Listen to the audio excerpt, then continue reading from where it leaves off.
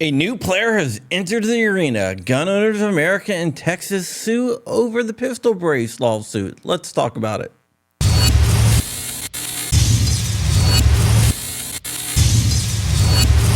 What is up, Wolverines, and welcome back to my little piece of paradise known as John Crump News. And guess what? GOA and Texas has teamed up to sue over the pistol brace rule.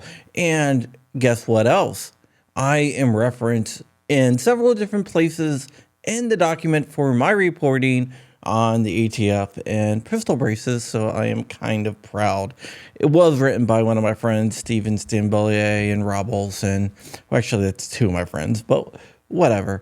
Okay, so let's go ahead and jump into the suit because there is a lot to unpack. A lot of people wondered why it was taking GOA so long to file, and if you look at the suit, that's why. It is freaking massive, and it attacks the pistol brace rule on every which way possible. Before we actually read the text of it, they are suing in Texas, so they are in the Fifth Circuit, which is really, really good because that is the circuit that gave us the Cargill decision.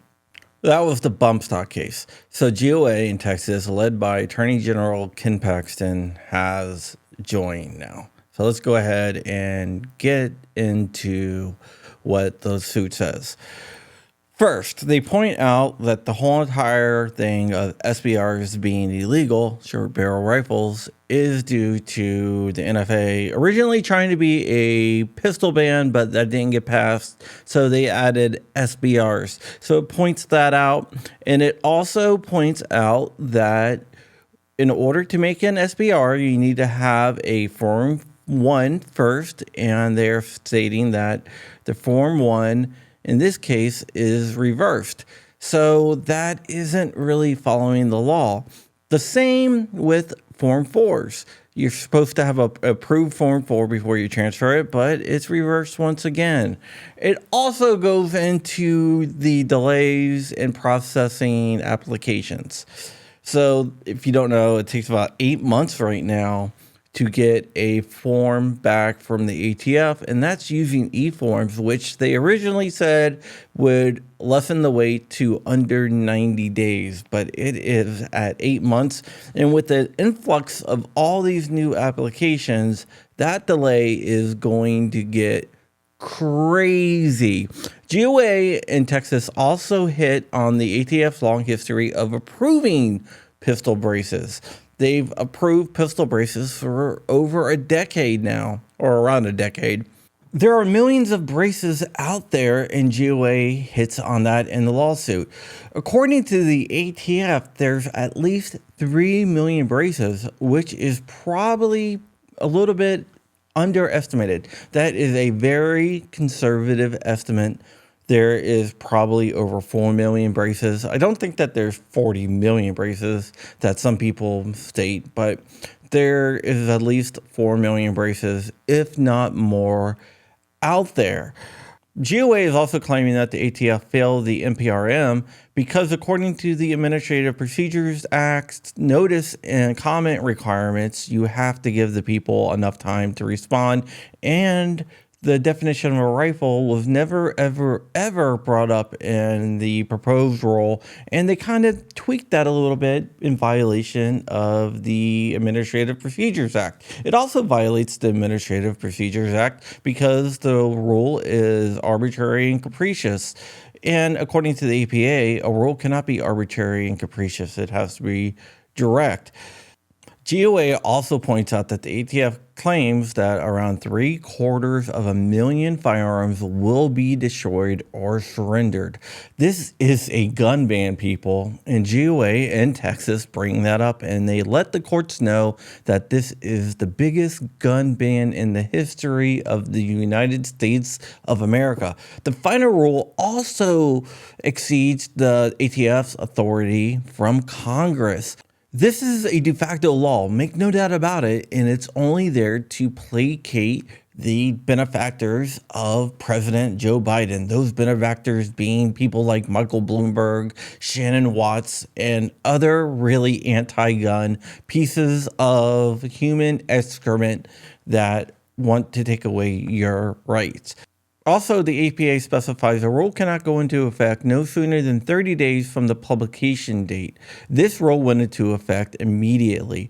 There is an exception for good calls, but Texas and GOA are saying that the ATF did not have good calls for violating the APA.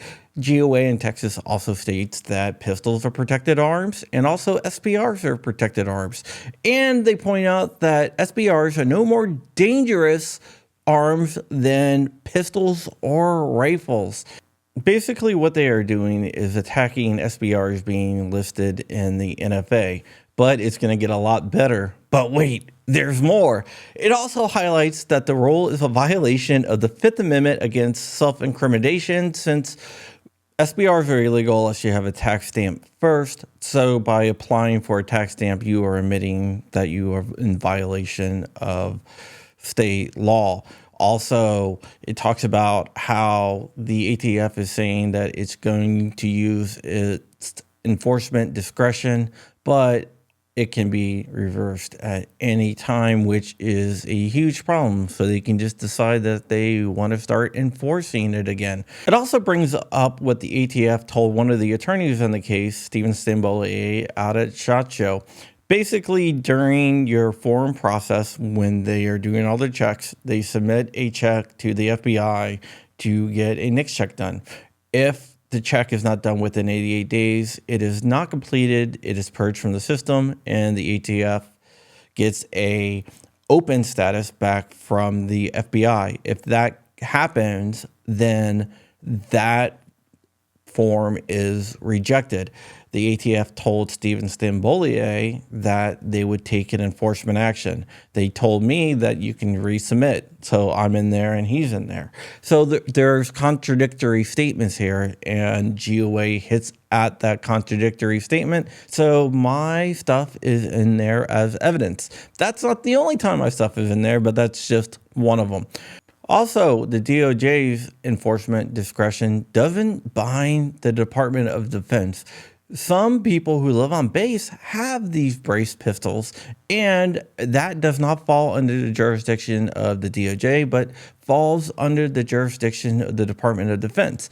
So MPs on the base can roll up on you, arrest you, and charge you in a military court. It also says that the rule fails to clarify whether the enforcement discretion applies to other federal crimes. For example, shockwaves, those shotguns, those 14-inch shotguns.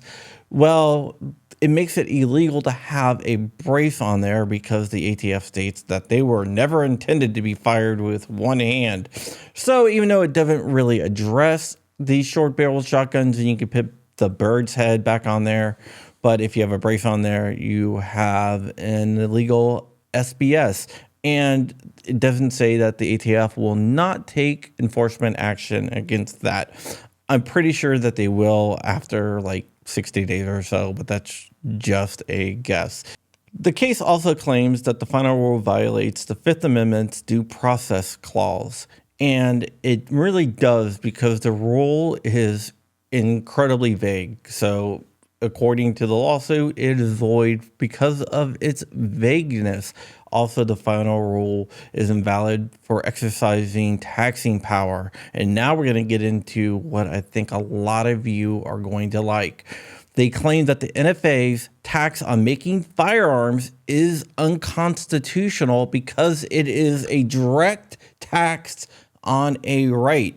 If you haven't read the Murdoch versus Pennsylvania case, I believe that you really, really should, because the Supreme Court says you cannot put a direct tax on a right, and the NFA is a direct tax on the right to keep and bear arms.